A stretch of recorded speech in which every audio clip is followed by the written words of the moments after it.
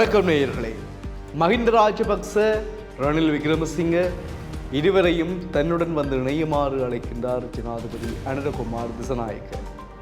ஏன் பார்ப்போம் விரிவாக. இப்பொழுது நாடு சரியான முறையில் இருக்கிறது. நாட்டிற்கு தேவையான பணம் இருக்கிறது.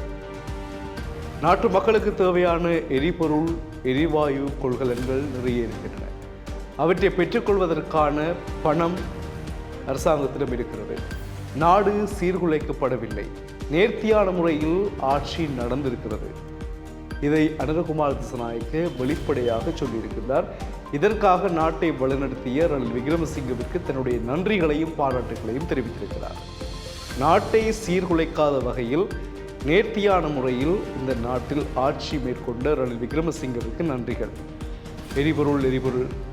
எரிவாயு பிரச்சனைகள், இவ்வாறு பல பிரச்சனைகள் இருந்தன.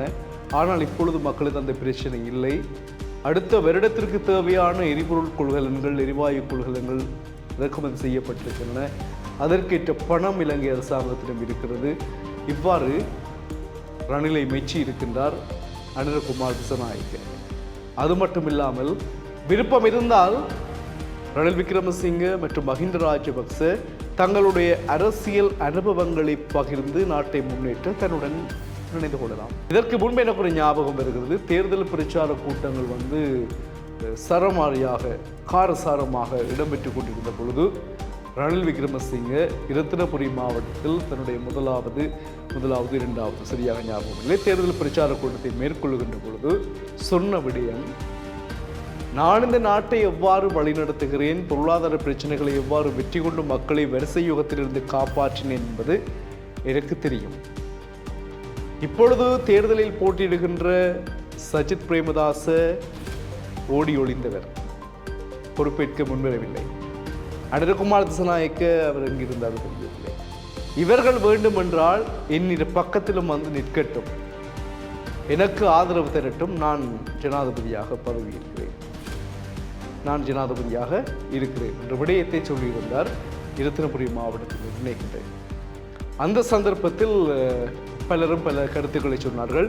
அதே செய்தியை நானும் இந்த தளத்திலிருந்து உங்களுக்காக வழங்கியிருந்தேன். ரணில் விக்ரமசிங்க இவ்வாறு அழைத்தார் என்று. அப்பொழுது பலரும் அந்த கருத்துக்களுக்கு, நான் போட்ட செய்திகளுக்கு கருத்துக்களை போட்டார்கள். பல பேர் சொன்னார்கள் அது சரி, அது ஓகே அப்படின்ற மாதிரி. சில பேர் சொன்னார்கள் அது எல்லாம் சரி வராது என்ன மாதிரி சொன்னார்கள். சரி, அது உங்களுடைய பிரச்சனை, இது எங்களுடைய பிரச்சனை. இப்போ நாங்கள் பார்க்க போனால் அனுரகுமார் திசாநாயக்க மற்ற பக்கத்தால் தான் கூப்பிடுறார் ரணில் விக்ரமசிங்கவையும் மஹிந்த ராஜபக்சவையும், வாருங்கள் பக்கத்தில் இருந்து உங்களுடைய அரசியல் அனுபவங்களை பகிர்ந்து கொண்டு நாட்டை முன்னேற்றுவோம் என்றவாறு அழைத்திருக்கிறார். இதுவும் நல்லா தான் இருக்கு இல்லையா? எனவே இதற்கு ரணில் சம்மதிப்பாரா, மஹிந்த சம்மதிப்பாரா, மக்கள் சம்மதிப்பார்களா என்பது அடுத்த கட்ட பிரச்சனை. இப்படி ஒரு வார்த்தை வந்திருக்கிறது. ஏனென்றால் நாடு இப்பொழுது சீர்குலைக்கப்படாமல் நேர்த்தியான முறையில் ரணிலால் இந்த ஆட்சி நடைபெற்றிருக்கிறது. அடுத்த வருடத்திற்கு கூட எந்த பிரச்சனைகளும் இல்லாமல் எரிபொருள் பிரச்சனைகள், எரிவாயு கொள்கலன் பிரச்சனைகள் எல்லாம் தீர்க்கப்பட்டிருக்கின்றன. அரசாங்கத்திடம் பணம் இருக்கிறது. நேர்த்தியான முறை நாட்டை கொண்டெடுக்கக்கூடிய வல்லமை எங்களிடம் இருக்கிறது என்றால் அதற்கு காரணம் ரணில் தான் என்ற மாதிரியும் சொல்லியிருக்கிறார். இப்பொழுது நிதியமைச்சரை நியமிக்கின்ற பணிகள் இடம்பெற்றுக் கொண்டிருக்கிறது. அது தொடர்பான வேலை திட்டங்களும் மேற்கொள்ளப்பட்டுக் கொண்டிருக்கின்றன என்றும் சொல்லியிருக்கிறார். அதையும் பிரதமராக பதவியிட ஹரணி ஒப்புக்கொண்டிருக்கிறார். இதுதான் அரசியல். உங்களுடைய கருத்துக்களை நீங்களும் பதிவிடுங்கள். இது தொடர்பான நீங்கள் இந்த மாதிரி யூகிக்கிறீர்கள். மீண்டும் நாங்கள் சந்திக்கலாம். வணக்கம்.